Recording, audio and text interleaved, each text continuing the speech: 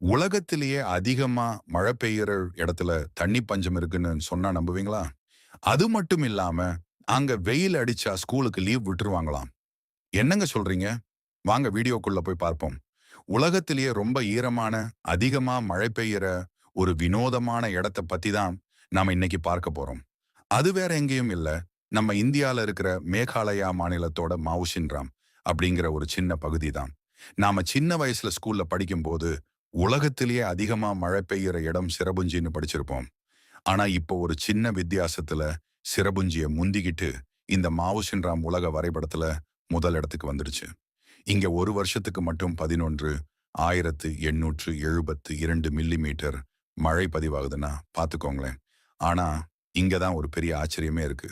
உலகத்திலேயே இவ்வளோ மழை பெய்யுற இந்த இடத்துல குடிக்கிறதுக்கு தண்ணிக்கு செம கஷ்டமாம். ஏன்னா அங்க இருக்கிற மேல் பரப்பு மண்ணுக்கு தண்ணிய உறிஞ்சு வைக்கிற தன்மை கிடையாது. அது மட்டும் இல்லாம அது நல்லா மேடான பகுதியா இருக்கிறதால பெய்யுற மழை தண்ணி மொத்தமா வடிஞ்சு கீழே ஓடி மேகாலயா முழுக்க ஆறாவும் அருவியாவும் பாஞ்சு ஓடிடுது. தொடர்ச்சியா மழை பெய்யறதால பயங்கரமா மண் அரிப்பு ஏற்பட்டு நிலத்தடி நீர் மட்டமே உயர மாட்டேங்குது. அதே மாதிரி இங்க இருக்கிற மக்கள் அவங்க வீட்டு கூரை மேல வேணும்னே புற்களை வளர்க்குறாங்க. ஒருவேளை புல்லு முளைக்கலனா கூட வெளியில இருந்து புடுங்கிட்டு வந்து கூரை மேல போட்டுக்கின்றாங்க.